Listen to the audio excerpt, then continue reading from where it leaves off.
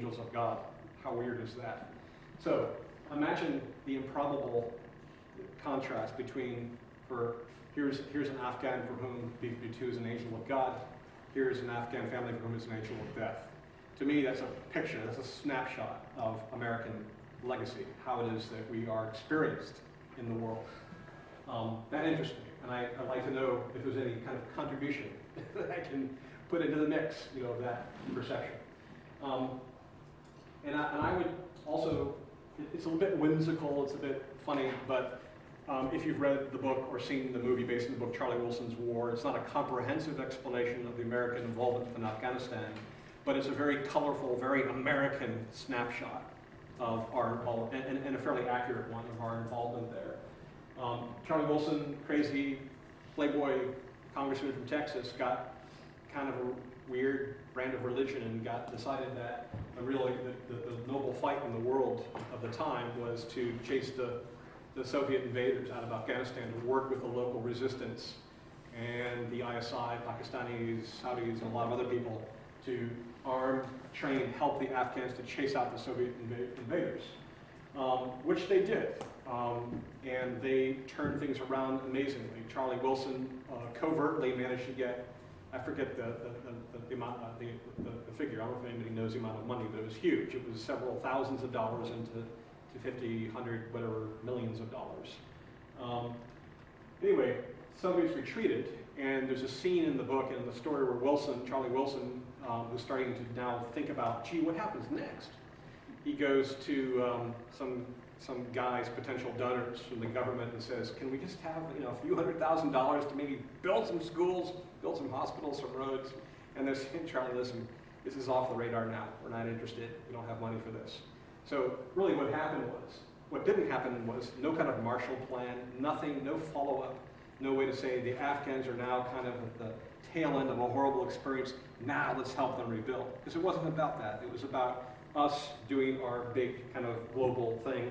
It was an anti-Soviet thing. And the Afghans, for a brief moment, were our allies, our helpful allies. But when the Soviets retreated, so did we. So did the Americans. What happened in the years and the decades after that was critical. And it's classic, I would say, in a way too, because one of, I believe, the direct results of what happened and what we didn't do at that time was 9/11. Something gets our attention, something as horrible as 9/11, and now most people connect the dots and recognize that it had to do with the way things played out in Afghanistan. A group of people who we trained, the so-called holy warriors, to help expel the Soviets, tried for a short several years to organize together and to run the country, and they just fragmented very quickly and fought each other for years. And a lot of the kind of moving, violent stories that we hear about those rough days are during, like Kite Runner or Thousand Splendid Suns, are during that period of time. And it got so bad that people were kind of looking for a savior. This is an oversimplification, but it's meaningful enough. Where a group stepped up and said, listen, we'll bring honor, decency, we're going to bring Islam, we're going to bring safety to your women who are being raped all the time, all these horrible things that are happening. This group is the Taliban. And they did. The Taliban brought a semblance of peace and order to people, but the cost of their brand of social order eventually became known. They were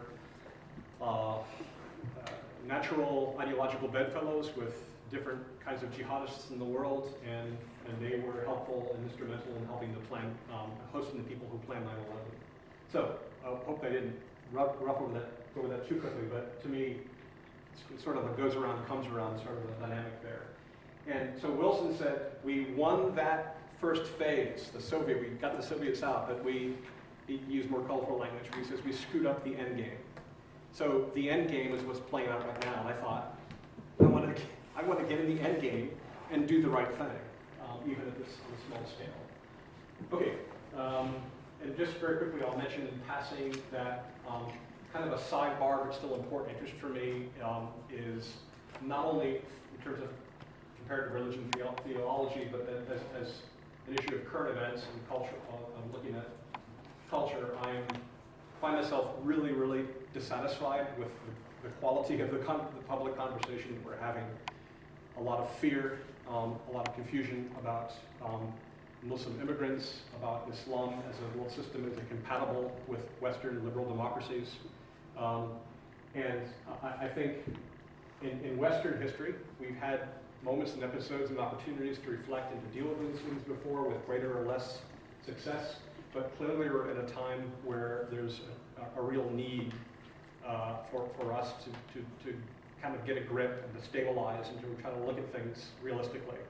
How do we? And I'm an aggressive moderate. I kind of see both sides of the argument, and I think in any case we have a long way to go. And I thought by living with Muslims, learning about Islam and how they practice Islam in their context, to see that, to be sort of subject as a non-Muslim foreigner living in that context, I thought that would be a partial good education for me, to begin to start understanding how Islam might work or not work in the Western world.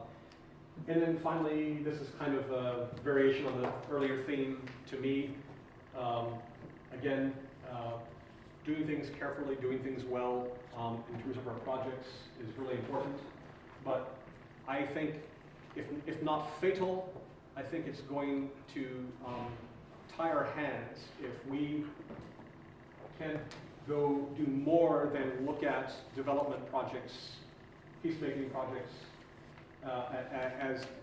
as doing business, right? As an academic exercise and something that I learn things and now I'm going to apply these things, and I'm some kind of objective professional who's sort of able to hover above this.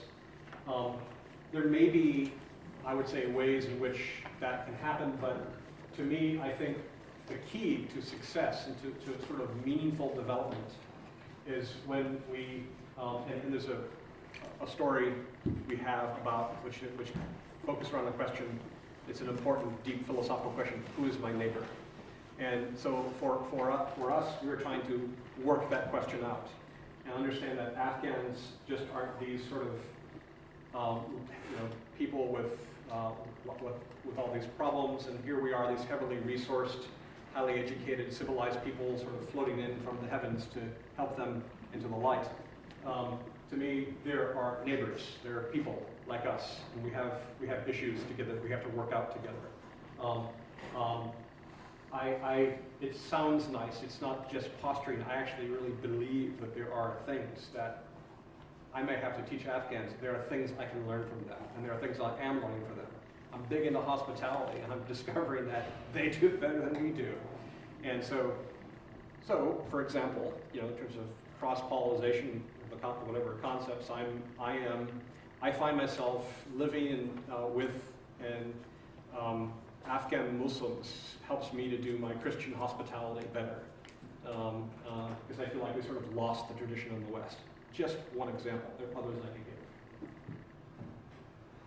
give. Okay. Maps. Geography lesson. So I'm assuming a higher than normal level of comprehension here and knowledge with this group. Obviously, a part of the world where there's a lot of interesting current events going on. Amina and I were just talking. We were arguing actually, weren't we? We were disagreeing about geology. We were thinking about how old the Pamirs and the Himalayas were. But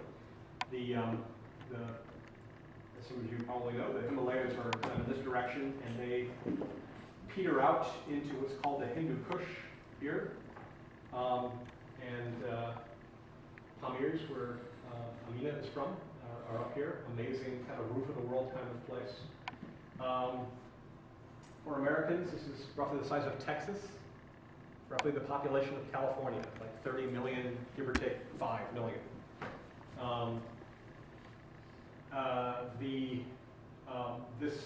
There's a few interesting episodes of history here. Famous characters. Marco Polo went through this area.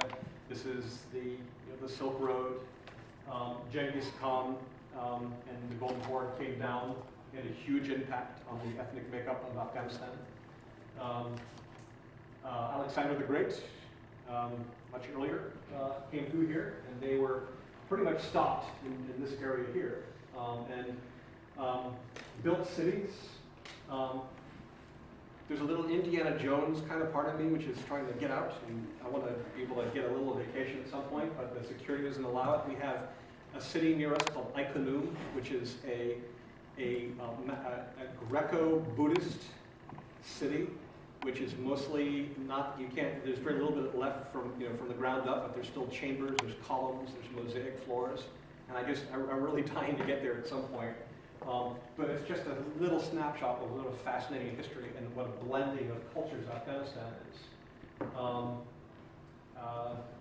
Probably a bit less historical and more in terms of just mere tradition.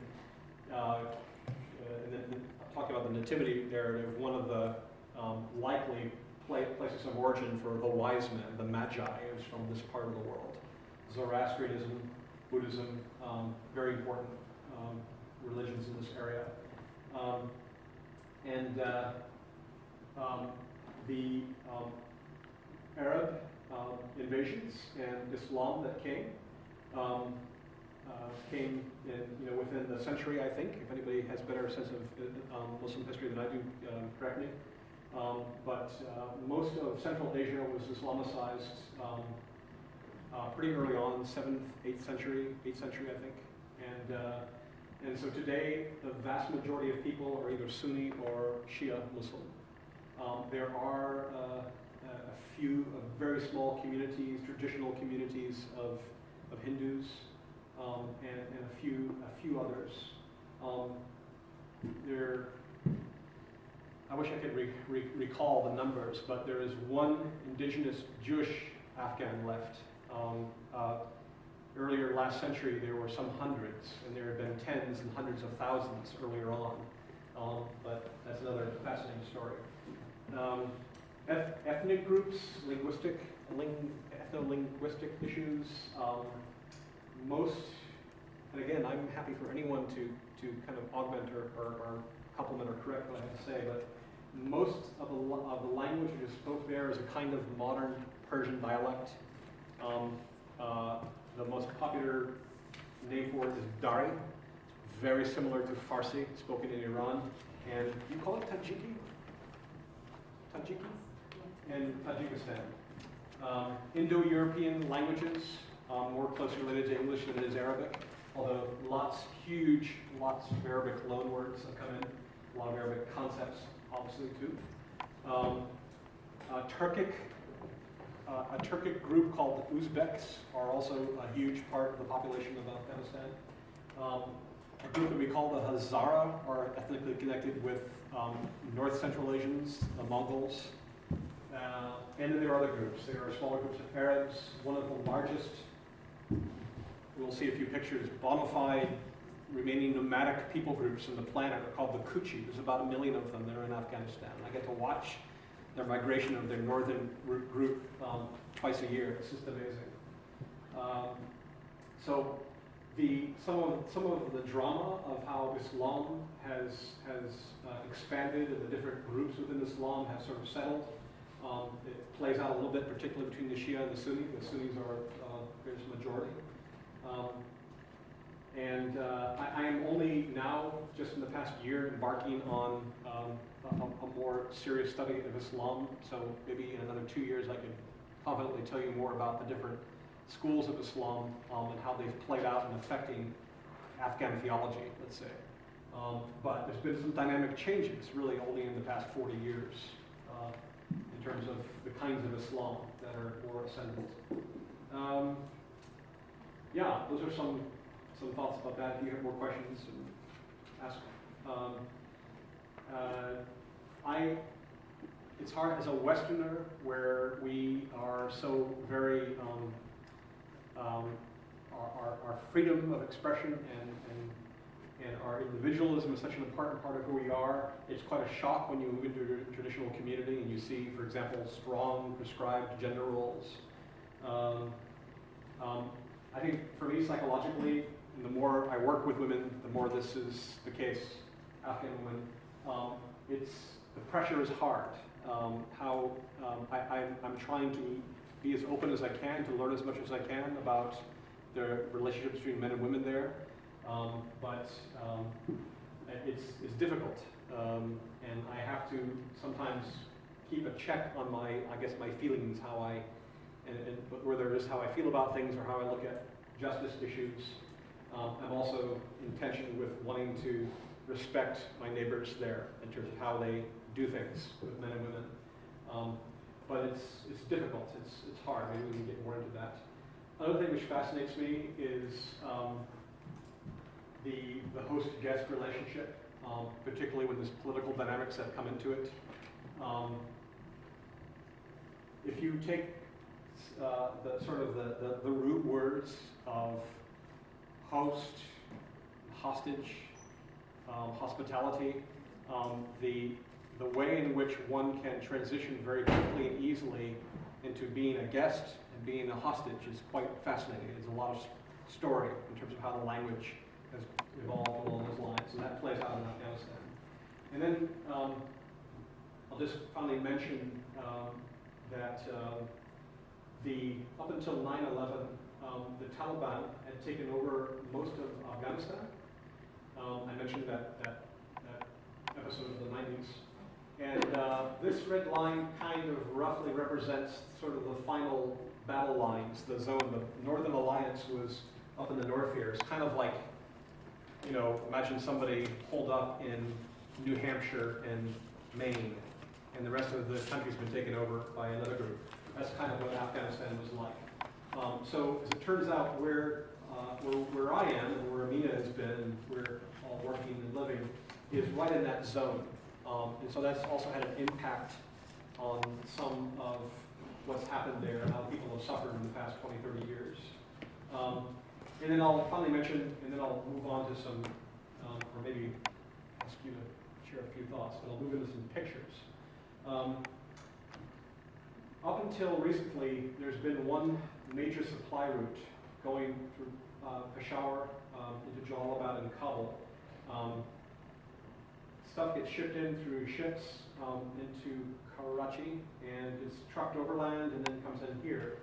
Well, the American-led international folks, particularly military, has been building a new alternative north-south route here. Built a huge bridge just north of Kunduz into Tajikistan, and have been negotiating with some difficulty with the former Central Asian republics, the former Soviet republics, as well as Russia, so that we could have, the Americans can have a big overland north-south supply route coming through here as an alternative to what's coming here. As this highway has been developed, it's been nice to be able to drive on smooth, flat roads and not on this, kind of volcanic, tortuous thing we used to drive on before. But what's come with that is that all sorts of interests, like the trucking industry and all sorts of vendors and the drug trade and ideological insurgents and different sorts of criminal gangs have all started to sort of collect up along this route. They all have a stake in this. So this route that goes from here to right up through Kunduz, where we are, is about a 45-minute segment off of that main route with all this sort of new interesting dynamics. And that's had an impact on our security for the past couple of years. So we've watched things unravel, we've watched things become more volatile, and it's taken us time to recognize that the road, if not the sole, it's not the sole reason, but it's a big factor. So in a sense, our kind of policy in trying to have new stuff come in has had an impact on our security. All right, you've been patient. I would love to run through, for about 10, 12 minutes, run through a batch of photos to kind of show you what some of this looks like, and also can give you a sense of some of the projects that Marigold is doing. Any point of order or questions? Yeah. Let's take a 5-minute stretch break. Yeah. And when we come back, we then go through the slides. Okay. Let's stretch for 5 minutes. Thank you. The class I'm teaching is theory and practice of public transformation. Theory and practice of public transformation. Yeah. Yet again, I emphasize that there are some people who are not taking my classes.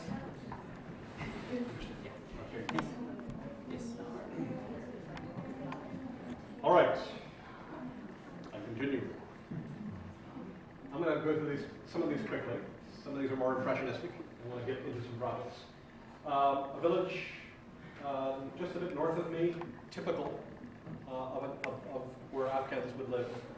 The majority of Afghans still live in rural areas, not in the cities.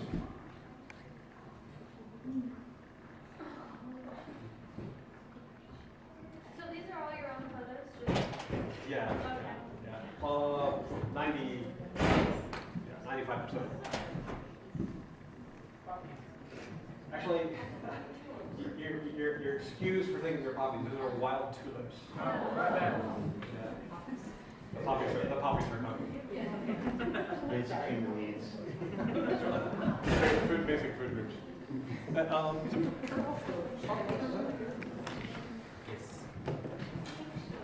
Yeah, it's these two. That one makes me think. We know the one right, and if you turn it to the left, my left. Yeah, that's it.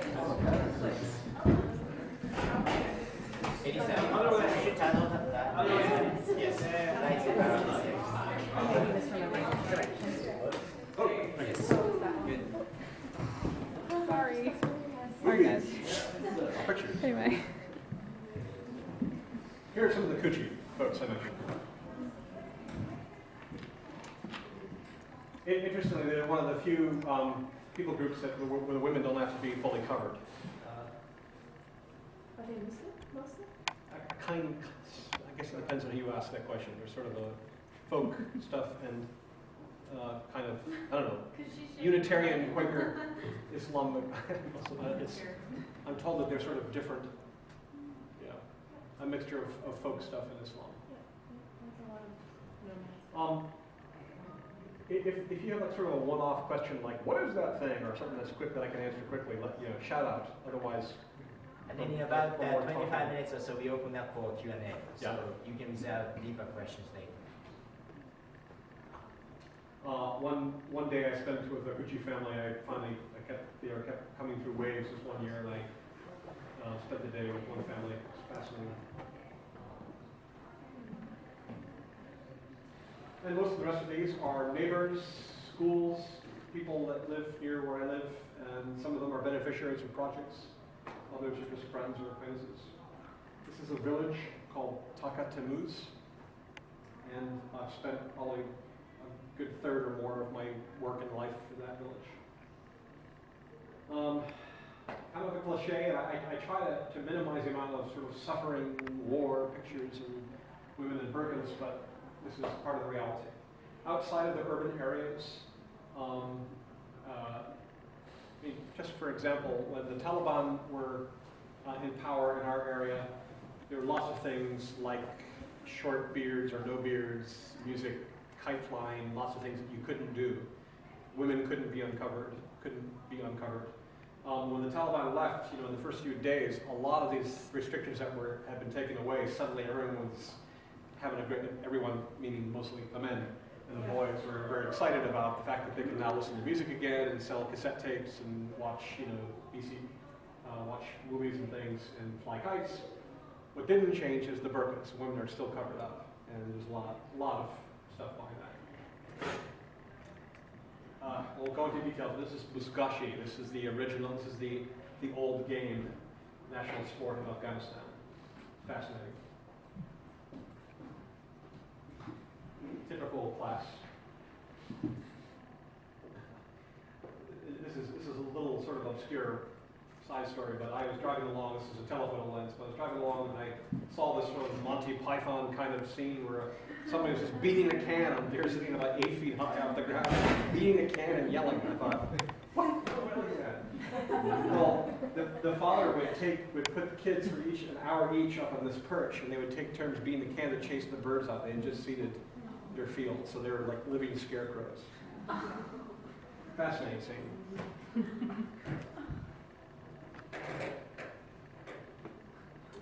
Villages and heroes.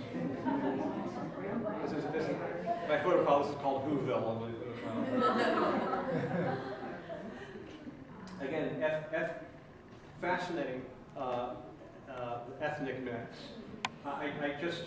And I fear that probably a lot of the stories are lost, I don't know, but in this one village alone, Takatemuz again, there's probably about half a dozen, 10 families fair skin, blue, green, gray eyes, red and blonde hair. And then you've got probably 20, 30 families that look like they could come from, from Mongolia, and then there's more that could be from Iran or from India. Just the colors of people is just fascinating, really wonderful. And you can speculate, where those genes came from. This is Thanksgiving one year. Najib, full day for him. Back at the village.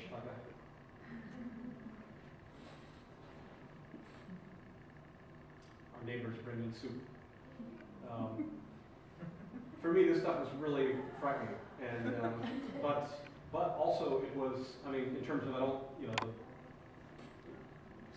weird, unidentified milky stuff with green things in it. But this is done for love. It was an act of, kind of neighborliness with this the mother who I'd never even see, but she would send the kids over probably every week or three, once or twice a month they'd come over. And it was really important to eat it and share it and things. So, bring the soup. This is the village I mentioned, Takatimus, about 200 families. They were part of that line of fighting. About 100 people in this village died in the fighting. A lot of bombs and rockets and mortars were fired in and around the village. These meetings were typical. I had mentioned putting more time into processing with the locals. That they felt that they had a significant degree of control and input in the process. Something that it's a no-brainer, but very often a lot of the Western-run projects were just sort of pushed through. This is one of several meetings we would have before we start the project to talk about what it is that we're going to do, and looking for their guidance for how we can do it properly, or if we should do it at all. This is the first school building that this village ever had, and it had a little. There's a hill nearby. You scramble up the hill twice a week, taking pictures, and they take out of that.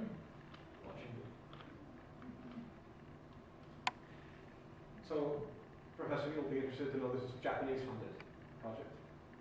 And Japanese government funded this particular project. Jacob. Yeah, I think so. Yeah. That's right. That sounds familiar. And at one point,